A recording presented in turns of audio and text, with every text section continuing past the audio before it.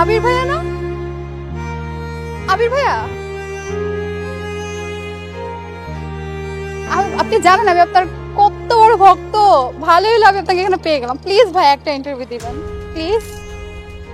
Please একটু ঠান্ডা মাথায়, আমি এখানে একটু নিজের মতো সময় কাটাতে এসেছি এবং এই সময়টা বেছে নিয়েছিলাম এবং এই জোনটা বেছে নিয়েছিলাম যাতে করে আমার দেখা সাক্ষাৎ কারোর সাথে না হয়। আপনি প্লিজ আমার এই পার্সোনাল সময়টাকে নষ্ট করবেন না প্লিজ। ঠিক আছে ভাইয়া, বুঝলাম, কিন্তু তারপরও ভাইয়া আপনি একটু চেষ্টা করেন। ভাইয়া আমাকে একটা সুযোগ দেন, আমি আপনার একটা ইন্টারভিউ নিতে চাই ভাইয়া। দেখুন একটু বোঝার চেষ্টা করুন, এখানে আমি আমার মতো সময়টা কাটাতে এসেছি এবং আমি আমার মতো সময়টা কাটাতে চাই এবং দয়া করে প্লিজ দয়া করে কাউকে বলবেন না যে আমি এখানে আছি। আচ্ছা ঠিক আছে, সরি ভাইয়া, আপনি যান, আপনি হাঁটেন। Thank you. কিন্তু ভাইয়া আমাকে একটা প্রমিস করেন ভাইয়া, প্লিজ ভাইয়া আমাকে একটা দিন সময় দিবেন ভাইয়া, প্লিজ ভাইয়া। আমি আপনার মানে অনেক বড় ভক্ত, আমি একটা ইন্টারভিউ নিব ভাইয়া, প্লিজ। চেষ্টা করব। চেষ্টা করলে হবে না ভাইয়া, আমাকে প্রমিস করেন, আপনাকে সময় দিতেই হবে। আমি বললাম আপনাকে আমি চেষ্টা করব। না ভাইয়া, চেষ্টা বললে হবে না, বলেন আমাকে সময় দিবেন প্লিজ ভাইয়া। আচ্ছা ঠিক আছে, সত্যি ভাইয়া দেবো, কিন্তু প্লিজ কাউকে বলবেন না প্লিজ। হ্যাঁ ভাইয়া অবশ্যই, যান। ওকে, থ্যাংক ইউ ভাইয়া।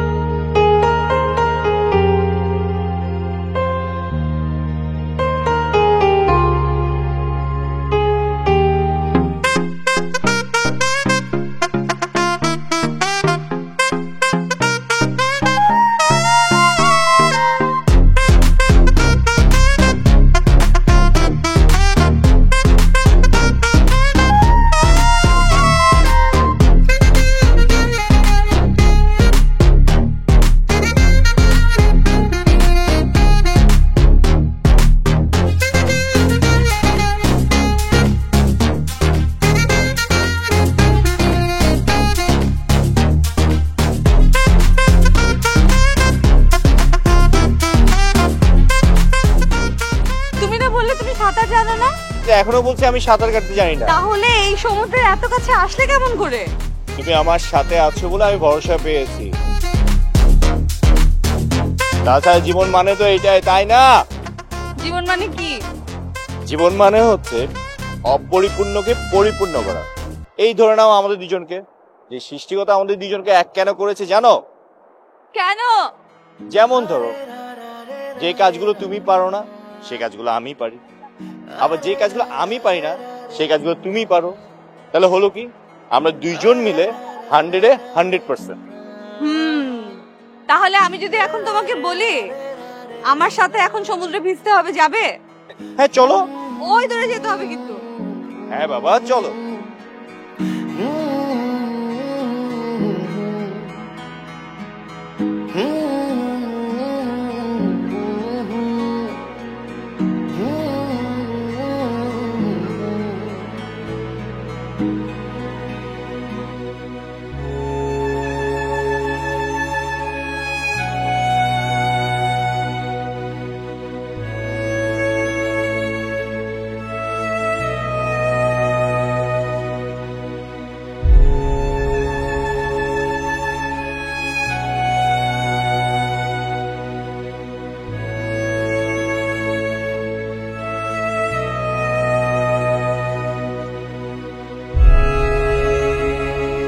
আবির ভাইয়া না, আপনি জানেন আপনার কত বড় ভক্ত আমি।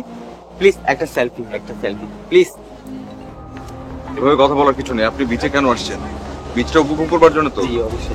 এখন আমার সাথে সেলফি না, আপনি প্লিজ বিচটা প্লিজ আমি আপনার সাথে সেলফি তোলার জন্য, আপনি আপনি আমাকে জানেন আপনার বলেছেন- জন্য সেলফি তোলার জন্য কত ঘুরেছি। প্লিজ আপনাকে আমি বলেছে প্লিজ আরে কি আশ্চর্য, কি শুরু করলেন আপনি?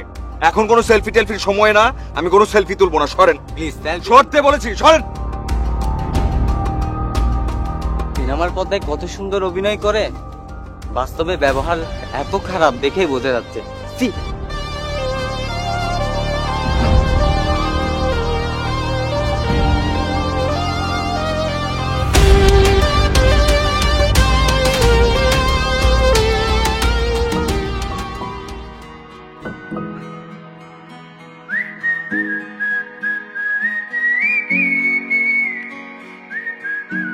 কি হয়েছে তোমার? এমন করছো কেন তুমি? কি করলাম আবার? মানে কি করছো সেটা বুঝতেও পারছো না? আমি তোমার হাতটা ধরবার চেষ্টা করছি, তুমি বারবার হাতটা ছাড়িয়ে দিচ্ছ। কোনোভাবে তোমার হাতটা আমাকে ধরতে দিচ্ছ না। এমন কিন্তু না যে আমি তোমাকে এখানে জোর করে নিয়ে এসেছি। তুমি নিজে আমাকে ফোন করে বলেছিলে যে তুমি কক্সেস বাজারে আসতে চাও এবং তুমি চাও এখানে আমাদের দুজনের বিয়েটা হোক। তোমার বাবা তোমার জন্য পাত্র ঠিক করে ফেলেছেন, তোমার বিয়ে দিয়ে দিবে। সেজন্য তুমি বললে যে পালিয়ে আমরা এখানে চলে আসি। এখন এখানে সেরকম মন মরা হয়ে থাকলে চলবে? কেন যেন মনে হচ্ছে বড় কোনো ভুল করে ফেলেছি। আমার এভাবে বাবা মার অমতে এখানে পালিয়ে চলে আসার দরকার ছিল না। কেন ভয় লাগছে সেটা জানতে পারি? তোমার চাকরি নেই, বিয়ে করলে আমাদের এখন পালিয়ে পালিয়ে বেড়াতে হবে। আমাদের সংসার কেমন করে চলবে? আমার চাকরি থাকলে তুমি আমার হাতটা শক্ত করে ধরতে পারতে। এটা আবেগের কোনো কথা নয়, এটা বাস্তবতা। আমি আবেগে বশবর্তী হয়ে তোমার কাছে এসেছিলাম, কিন্তু এখন কেন যেন রিয়েলাইজ করতে পারছি। কি কথা বলছো তুমি? Out of sense. আমি খুবই অবাক হচ্ছি তোমার এসব কথাবার্তা শুনে। চাকরি নেই আমার, এটা একটা ইস্যু। আমি ছেলেটা ম্যারিটোরিয়াস, ব্রিলিয়ান্ট। একটা চাকরি ম্যানেজ করা কোনো বিষয়ই না। তুমি আমার উপর ভরসা রাখো, আমি সুন্দরভাবে একটা চাকরি ম্যানেজ করে নিব। প্লিজ কিন্তু সময়টা নষ্ট করো না। সেটা কিন্তু অনিশ্চিত, আর তাই ভয় হচ্ছে। সমুদ্র সামনে, এখন দুজন মিলে যদি সমুদ্রে গিয়ে পাটা ভেজাই, দেখবে দুজনের মন ভালো হয়ে গেছে, কোনো টেনশন কিচ্ছু থাকবে না। চলো তো, এসো। আমি সাঁতার জানি, চলো হোটেলে ফিরে যাই। রিয়েলি তুমি সাঁতার জানো না? বললাম তো জানি।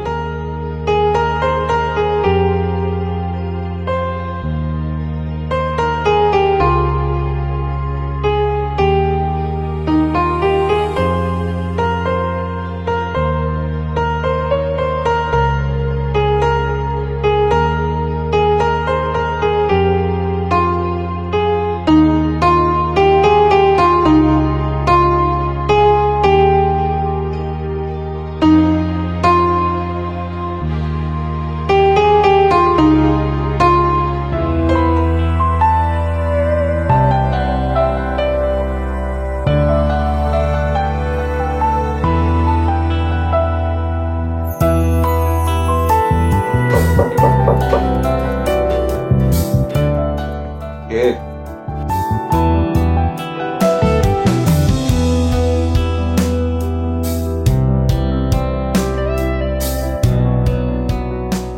আপনি এখানে কেন? আপনাদের মতো সুপারস্টারদের তো আগে থেকে কল করে আসা যায় না, ক্যাচ করতে হয়। প্লিজ একটা ইন্টারভিউ দেন না। আর তাছাড়া সাংবাদিক হিসেবে নয়, আমি আপনার অনেক বড় ভক্ত। Thank you so much. কিন্তু কটা বাজে আপনার কোনো খেয়াল আছে? এবং আপনি জানেন খুব ভালো করে যে আমি মিডিয়া পার্সন। এখন কেউ যদি দেখে যে আপনি এখানে আমার দরজার সামনে দাঁড়িয়ে আছেন, বদনাম হয়ে যাবে না। জানতো এখন এখান থেকে যান। আচ্ছা বুঝতে পেরেছি, আমি চলে যাচ্ছি। শুধু বলেন ইন্টারভিউটা দিবেন। দিব না। প্লিজ ইন্টারভিউটা দেন না। আবারও বলছি দিব না। প্লিজ ভাইয়া, প্লিজ একটা ইন্টারভিউ, প্লিজ ভাইয়া। দিব। এখন প্লিজ যান। আচ্ছা ঠিক আছে ভাই, কাল কিন্তু ইন্টারভিউটা দিবেনই।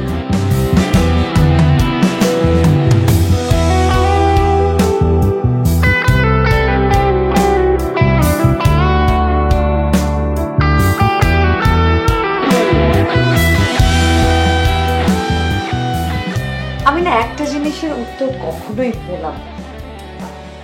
কি জিনিসের উত্তর তুমি পাওনি? আমি যখনই আয়নার দিকে তাকিয়ে রেডি হই, তুমি আমার দিকে ফ্যালফ্যাল করে তাকিয়ে থাকো কেন? তুমি অনেক বোকা। আমি কেন বোকা? আমি আয়নার দিকে তাকিয়ে রেডি হলে বোকা হয়ে গেলাম?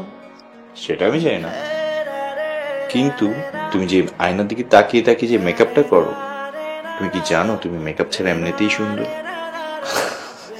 আচ্ছা এই কথা, ঠিক আছে, আমি আর সাজুগুজু করবো না। তোমার এই জিনিসটা না আমার অনেক ভালো লাগে। কোন জিনিসটা? এই যে কোনো কিছু একটা বললে তুমি রাজি হয়ে যাও, তোমার নিজস্বতার কোনো ইম্পর্টেন্সই দাও না। হ্যাঁ, তো তুমি আমার হাজবেন্ড না, তোমার পছন্দ অপছন্দের তো ইম্পর্টেন্স দিতেই হবে। আফটার অল আমরা জীবন মরণের সঙ্গে। এই যে আমার লক্ষ্মী বউ। হয়েছে, এখন শো, অনেক সকালে উঠতে হবে, আমরা কিন্তু সানরাইজ দেখবো। এখন শুয়ে পড়তে হবে? হ্যাঁ, এখনই শুয়ে পড়তে হবে।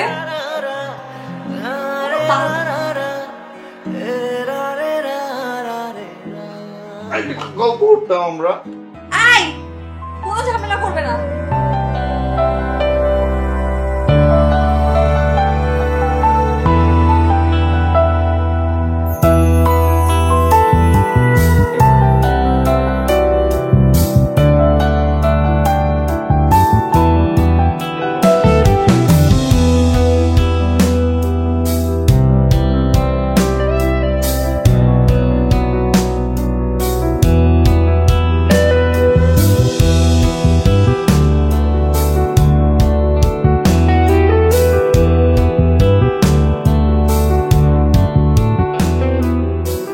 আপনি কি এত সকালে আমার দরজা নক করছেন? আমি প্রিয়া, আমি আপনার একজন বড় ভক্ত। Happy birthday to you.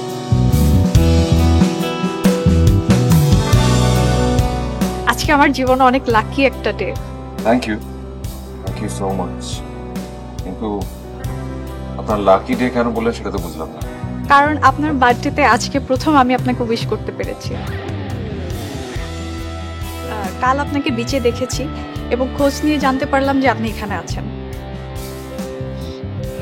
আচ্ছা, থ্যাংক ইউ আবারও, থ্যাংকস আ লট। কিন্তু আমি এখন একটু একা থাকতে চাই, প্লিজ। ভাইয়া, আপনি কি আমাকে বিকেলে একটু সময় দেবেন? আবার বিকালে কেন? আমি আপনার সাথে একটু সেলফি তুলতে চাই।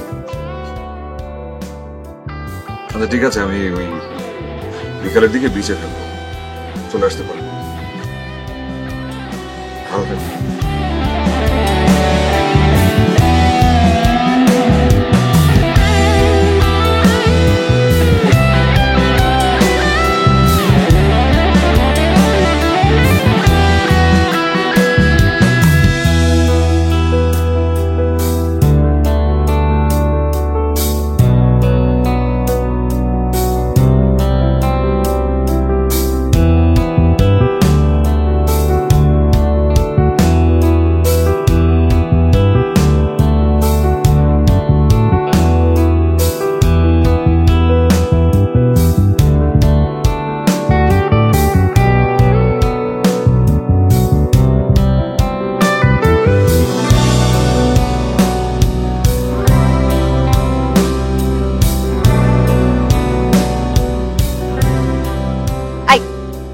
এখানে কি আমরা এরকম তাকিয়ে থাকতে এসেছি নাকি খেতে এসেছি? তুমি যখন আমার সামনে থাকো না, তখন কোনো কিছুই প্রয়োজন পড়ে না, না খাওয়া না ঘুম। তোমার দিকে তাকিয়ে না আমি সারাটা জীবন এইভাবে কাটিয়ে দিতে পারবো। কিন্তু আমার তো খিদে পেয়েছে। কি বলো? যতই যা কিছু হোক না কেন, আমার জানটাকে কোনোভাবে কষ্ট দেওয়া যাবে না। বলো কি খাবে? তুমি তো জানোই আমার খাবার দাবার নিয়ে কোনো প্রবলেম নেই, যেটা অর্ডার করবে সেটা খাবো। বাট সবচেয়ে ভালো হয় যদি তুমি তোমার পছন্দ মতো অর্ডার দাও, আমি তাহলে তোমার সঙ্গে অ্যাডজাস্ট করে দিতাম। ওলে আমার লক্ষ্মী বউটা, এখনই অর্ডার দিচ্ছি। ওয়েটার!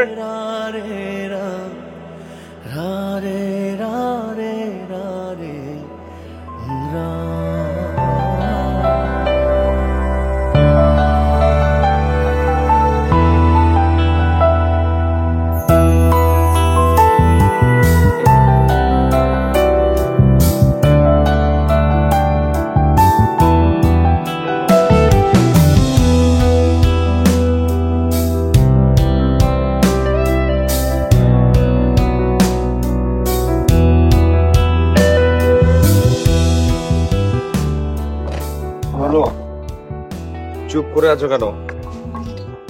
তোমার সবগুলো পছন্দের খাবার অর্ডার করেছি, এখন আমি নিজ হাতে তোমাকে খাইয়ে দেবো। কে বলেছে এগুলো আমার পছন্দের খাবার? কি বলো তুমি? তোমার পছন্দ অপছন্দ আমি জানি না, আমি খুব ভালো করে জানি। আর তাছাড়া এখানে আসার সময় তুমি আমাকে বাসেই বলেছিলে যে তোমার এখানের মানে কক্সেস বাজারে কি কি খাবার পছন্দ আর কি কি খাবার অপছন্দ। নাও। প্লিজ, আমার খেতে ইচ্ছে করছে না। আমার মায়ের হাতে মাখানো ভাত খেতে ইচ্ছে করছে। এখানে এসে আমি রিয়েলাইজ করতে পেরেছি আমার বাবা মা আমাকে কত ভালোবাসে। আমি বাসায় যাব, আমার এখন বাসায় যেতে ইচ্ছে করছে। কি বলছো তুমি? তুমি বুঝতে পারছো কি বলছো? এখন তো আর এসব সম্ভব না। আমরা আমরা কতদূর পর্যন্ত চলে এসেছি। আচ্ছা, যা বলেছো বলেছো, মাখিয়ে ফেলেছি, এখন তো খেয়ে নাও। প্লিজ আমাকে যেতে দাও। মুনা,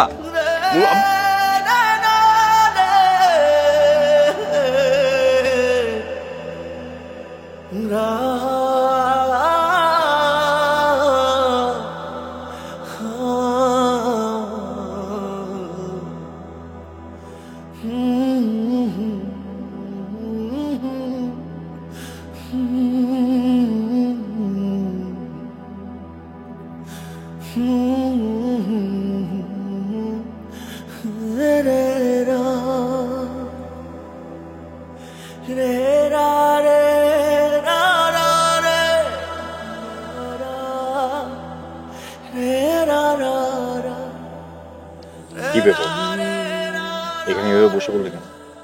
আজকে না আমাদের সে বিচের পাড়ে যাওয়ার কথা ছিল। আমার তোমার কাঁধে মাথা রেখে থাকতে অনেক ভালো লাগছে। যাক, এতদিন পরে আমি তোমার ভরসা জায়গাটা নিতে পেরেছি, কারণ বিয়ের পর তো 3টা বছর আমি বাইরেই ছিলাম। একটা কথা কি জানো, এই 3টা বছর আমার কেমন কেটেছে তুমি কি জানো? অনেক মিস করেছো আমাকে না?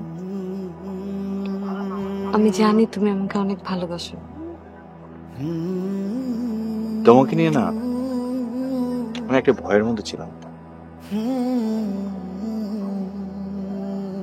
আমি জানি তুমি আমাকে কি কথা বলতে চাও, আমার পুরনো সম্পর্কটা নিয়ে, তাই না?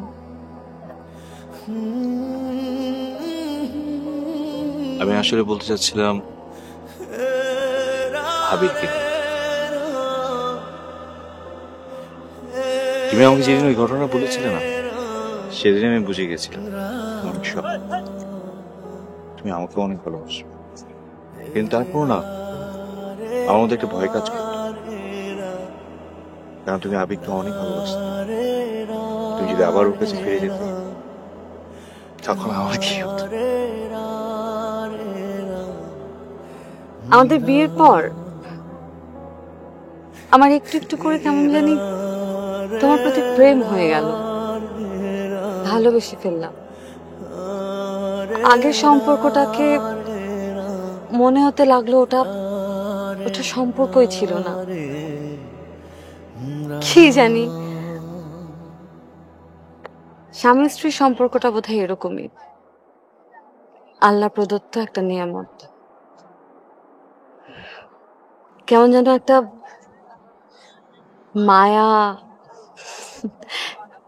একটা মায়া জন্মে। আমি তোমার কাছে আর কোনো কিছু জানতে চাই না। আল্লাহ তাআলা তোমাকে আমার কাছে দিয়েছে, আমি এটা নিয়ে অনেক খুশি আছি। আমিও বাকিটা জীবন এই কাঁধে মাথা রেখে শান্তিতে থাকতে চাই। আমিও তোমাকে নিয়ে বলে থাকতে চাই।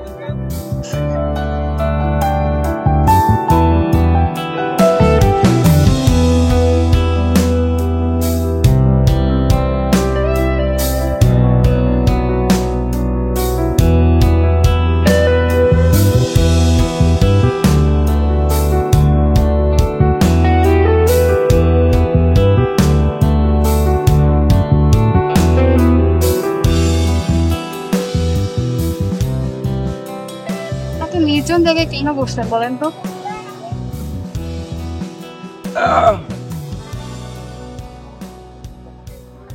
কক্সবাজারে আসলে এসেছিলাম এই যাতে করে একাকী নির্জন একটা জীবন কাটাতে পারি। আর এই জায়গাটা বেছে নিয়েছি কারণ এখানে লোক লোকারণ্য অনেক কম, চাইলেও কেউ আমাকে খুঁজে পাবে না, একটু একা থাকতে পারবোই। সেটা অবশ্য বুঝতে পেরেছি। আচ্ছা ঠিক আছে, চলেন আমরা এখন ইন্টারভিউতে যাই। আজকে আপনি খুব ভালো একটা দিনে এসেছেন, কারণ আমার মনটা আজকে ভীষণ ভালো। আপনি যে কোনো প্রশ্ন আমাকে করতে পারেন এবং আপনার মোটামুটি সব প্রশ্নের উত্তর আমি দেব, তবে কোনো পার্সোনাল এবং ব্যক্তিগত প্রশ্ন করতে পারবেন না। আর একটা বিষয় বলতে চাই, হতে পারে এটা আমার জীবনের শেষ ইন্টারভিউ। এরপরে হয়তো আর অভিনয় করব না। মানে শেষ ইন্টারভিউ? মানে শেষ ইন্টারভিউর কারণ কি বুঝতে পারলাম না।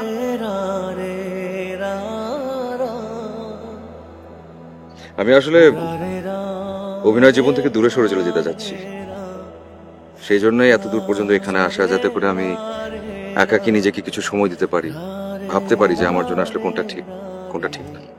কিন্তু হঠাৎ কেন এমন সিদ্ধান্ত নিচ্ছি? আমি এখন একটা বিষয় অনেক স্ট্রংলি ফিল করতে শুরু করেছি। এই যে যশ, এই যে খ্যাতি, এই যে এত সবকিছু চাকচিক্যময় জীবন, সব কোনো কিছু আমার কাজে আসছে। ইনফ্যাক্ট আমি এটা কখনো চাইও না। আমি মিডিয়াতে কেন এসেছিলাম জানেন? আমি এসেছিলাম যাতে করে নিজেকে অকুপাইড রাখতে পারি। নিজের কিছু দুঃখ আছে, সেই দুঃখগুলো থেকে যাতে আমি দূরে সরে থাকতে পারি। কিন্তু কি হচ্ছে জানেন, যতই দিন যাচ্ছে, যতই আমি কাজ করছি, যতই আমি উপরের দিকে যাচ্ছি, ততই আমার এই দুঃখ, আমার একাকিত্ব আমার উপর আরো বেশি ভর করছে।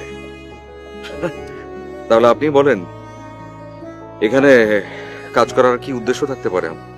এত কষ্ট কিসের আপনার? ওটা আমার ব্যক্তিগত, ওটা আপনার সঙ্গে আমি শেয়ার করতে পারবো না। তবে হ্যাঁ, এটা মোটামুটি সিদ্ধান্ত নিয়ে ফেলেছি যে আমি আর অভিনয় জগতে ফিরবো না। আর সেজন্যই মিডিয়া সংশ্লিষ্ট, ইন্ডাস্ট্রি সংশ্লিষ্ট যারা আছে সবার সাথে আমি যোগাযোগ বন্ধ করে দিয়েছি। কিন্তু এখন তো আপনার ব্যক্তিগত মতামত নিয়ে চলবে না। আপনার লক্ষ লক্ষ ভক্তরা আছে, ওদের কথা আপনার ভাবতে হবে, ওদের জন্য আপনার কাজ করতে হবে। কাদের কথা বলছেন? আমার ভক্ত, আমার অনুরাগী, তাদের কথা? আমি ধন্য, আমি কৃতজ্ঞ যে তাদের ভালোবাসার কারণে আমি আজকে এই জায়গা পর্যন্ত এসেছি। কিন্তু তার মানে এই না যে আমি মানুষ না, আমার আবেগ নেই, আমার অনুভূতি নেই, আমার দুঃখ নেই, আমার কষ্ট নেই। এই সবকিছু আমার নিজের। সেগুলোর কি কেউ খেয়াল রাখছে? কেউ চাইলে খেয়াল করতে পারবে? নো। সেই জন্য এই ধরনের কথা মূল্যহীন একজন মানুষের কাছে। আর একটা কথা, এই জগতে আমি এসেছি আমার নিজের ইচ্ছা, স্বেচ্ছা। এই জগৎ ছেড়ে আমি চলে যাব আমার নিজের ইচ্ছা, স্বেচ্ছা। কোনো ইন্টারভিউ আর হবে না। ভাই একটু শুনেন প্লিজ। ভাইয়া, ভাই শুনেন না প্লিজ।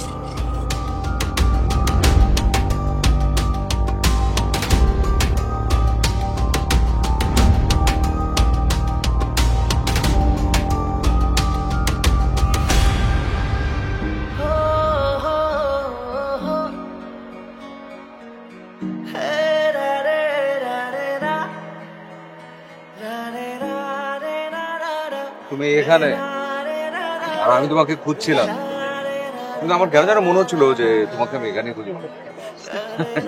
নিশ্চয়ই এই জায়গাটা তোমার এতদিনে অনেক বেশি প্রিয় হয়ে গেছে। মন খারাপ তোমার? কি হয়েছে? আমার কিছু ভালো লাগছে না, কেমন যেন অস্থির লাগছে। বুঝতে পারছি তোমার টেনশন হচ্ছে। টেনশনের কোনো কারণ নেই। ওই যে ওই দিকটাতে দেখো, ওখানে একটা কাজী অফিস আছে ঠিকঠাক। কালকে যে আমরা বিয়ে করে ফেলবো। বাবা মা না আমাকে অনেক ভালোবাসে, বাবার একটু রাগ বেশি, কিন্তু আমি যে কেন ওদেরকে না জানিয়ে এত বড় একটা ডিসিশন নিচ্ছিলাম।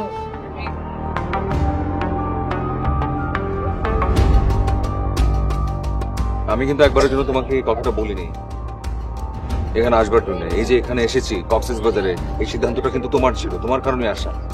কিন্তু আমি তো একবার কথা বলে দেখতে পারতাম। আচ্ছা, আমি বুঝতে পারছি, আমি সবকিছু বুঝতে পারছি। তুমি 2-4টা দিন সময় নাও, তুমি স্বাভাবিক হও, তারপর সব। আমাকে কিছু সময় দাও। আমি কোনোভাবে ম্যানেজ করতে পারছি না। আমার বিয়ে ঠিক হয়ে গিয়েছিল, তো কি হয়েছে? আমি অ্যাটলিস্ট বাবাকে তোমার কথা বলতে পারতাম। মানে তুমি যদি এভাবে কথা বলো, এভাবে করে সবকিছু ডিল করো, আমার বিষয়টা একবারের জন্য ভাববে না? আমি তো মানসিকভাবে বিপর্যস্ত হয়ে যাচ্ছি, আমি মানসিকভাবে ভেঙে পড়ছি। এটার কি? আমার ভালো লাগছে না, আমি যাই। দাঁড়াও, কোথায় যাচ্ছ? ভালো লাগছে না, আমি হোটেলে যাব। আচ্ছা আচ্ছা, চলো আমরা একটু সামনে গিয়ে হাঁটাহাঁটি করি, তোমার ভালো লাগবে। আমাকে জোর করো না, প্লিজ চলো না। জোর করো না, Please, জোর চল। করলে ভালো লাগবে না।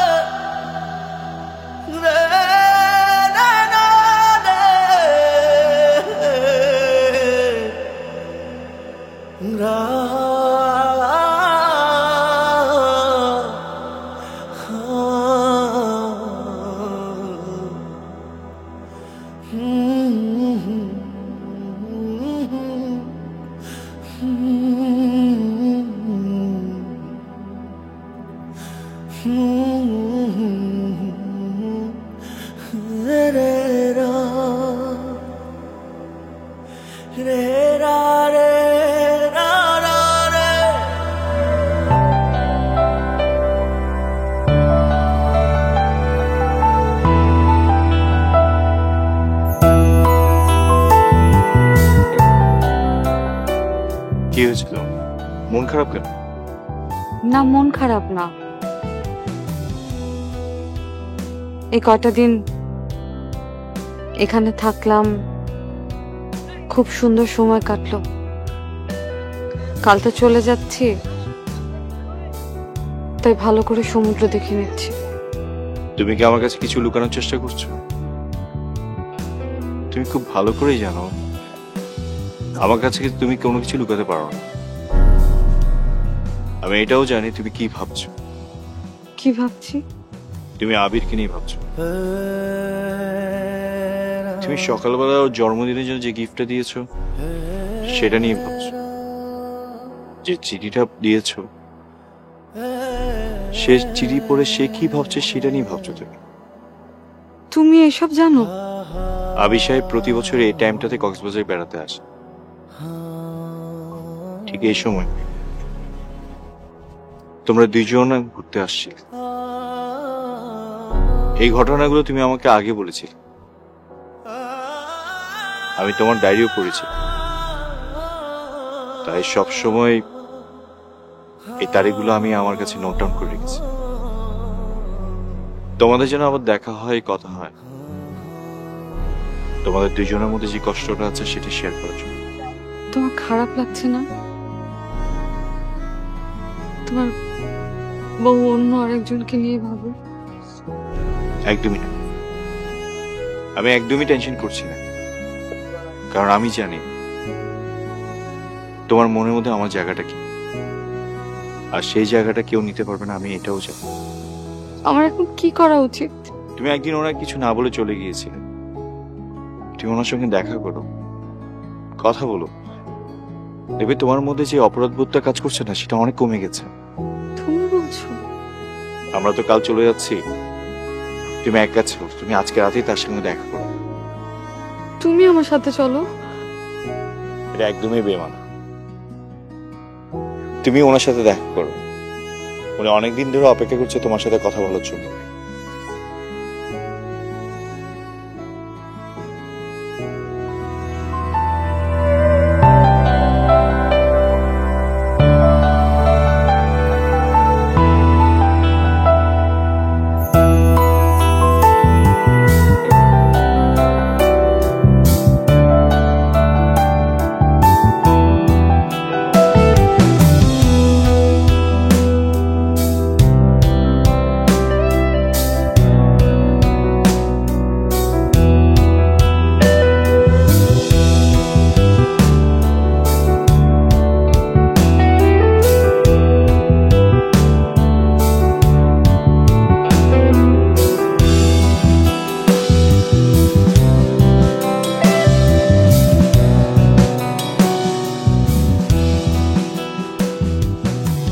তুমি আসবে এটা আমি ভাবিনি, তাই ম্যানেজারকে দিয়ে খবর পাঠিয়েছিলাম। আমি তোমার সাথে যা করেছি এমনটা যদি তুমি আমার সঙ্গে করতে, আমি কখনোই তোমার সঙ্গে আর দেখা করতাম না। কেন এসছো তুমি? সরি বলতে? আমি যেদিন তোমাকে ছেড়ে চলে গিয়েছিলাম সেদিন আমি নিজ ইচ্ছায় যাইনি, বাবা এসে আমাকে জোর করে নিয়ে গিয়েছে। আর যে চিঠিটা তুমি পেয়েছো সেটাও জোর করে লিখিয়েছিল। 3 দিনের মাথায় আমাকে বিয়েও দিয়ে দিল। নারী হিসেবে অসহায়ত্ব। বুঝলাম।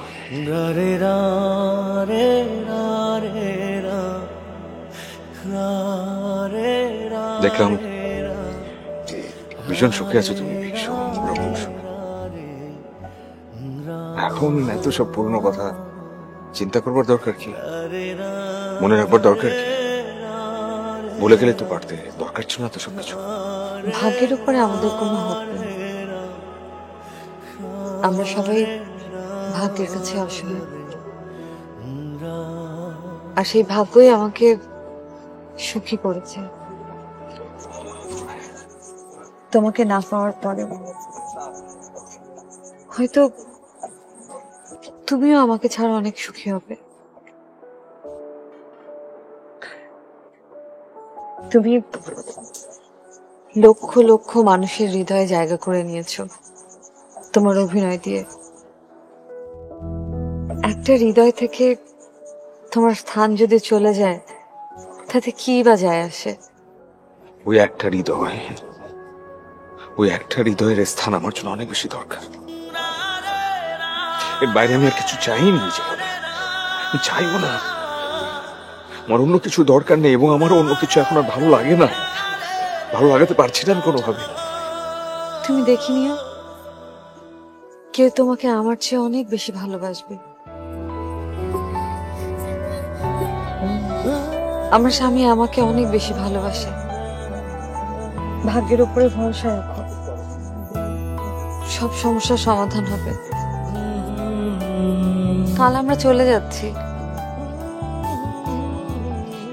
যাওয়ার আগে তোমার সঙ্গে যেন আমি সামনাসামনি কথা বলি, সেটার জন্য আমার হাজবেন্ডই আমাকে ইনসিস্ট করেছে।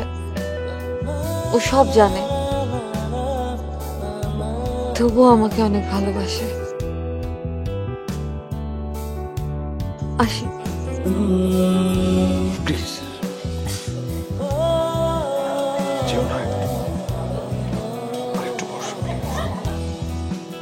আমি বসে থাকতে তুমি কাঁদবে, আরো অনেক বেশি কাঁদবে।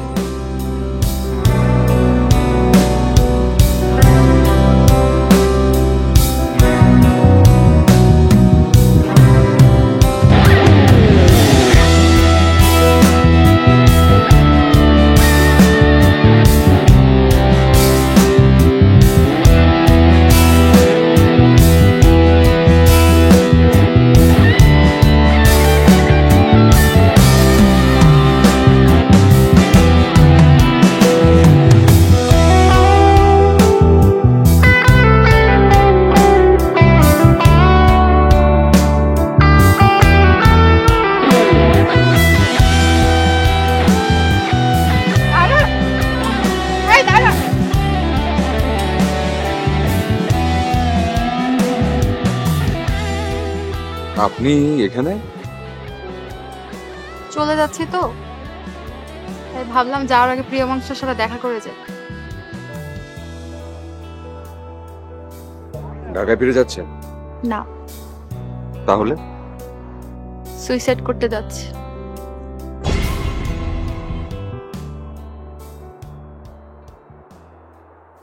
এটা কি বলছেন আপনি? আপনি কেন সুইসাইড করতে যাবেন? তাহলে আপনি কেন সুইসাইড করতে যাবেন?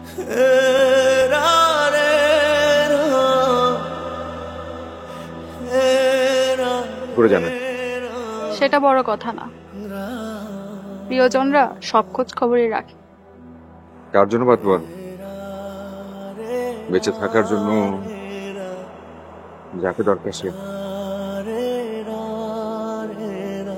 ভীষণ কষ্ট হচ্ছে আমার এই জীবনটাকে রাখতে, এটাকে মানিয়ে নিতে ভীষণ কষ্ট হচ্ছে। এই কষ্ট সহ্য করা যাচ্ছে না।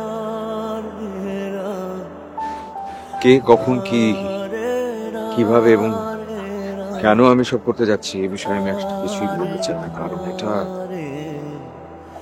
একান্তই আমার ব্যক্তিগত বিষয়।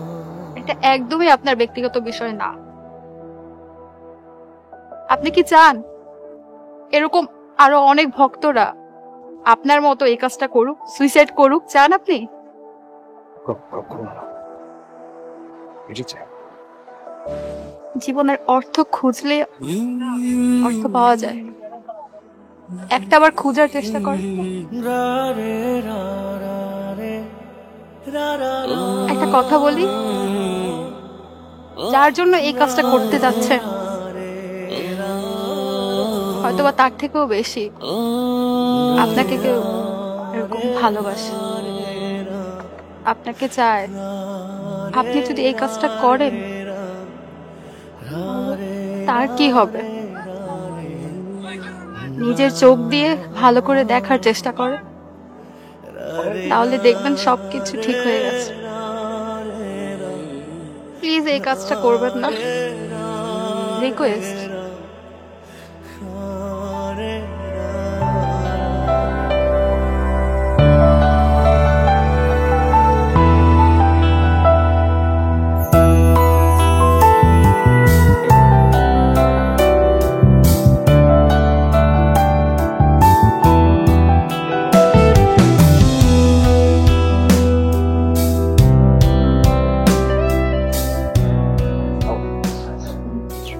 এখানে যাওয়ার আগে আমার একটা আফসোস ছিল যে আপনার সাথে কথা হলো না, তো সেই আফসোসটা এখন আমি, সেই আফসোসটা আমারও ছিল। কেমন আফসোস?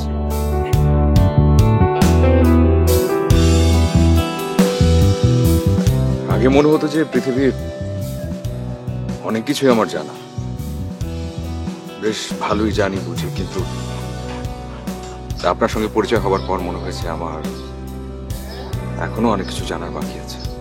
সেটা কিরকম?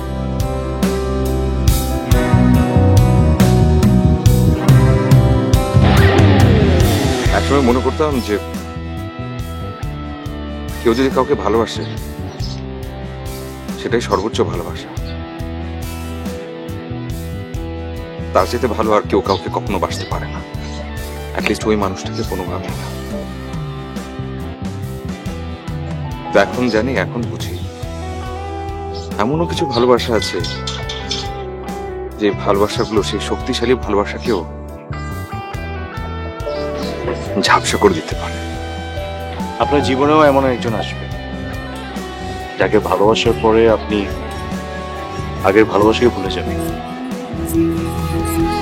কারণ ভালোবাসা দিয়ে ভালোবাসার শূন্যতা পূরণ।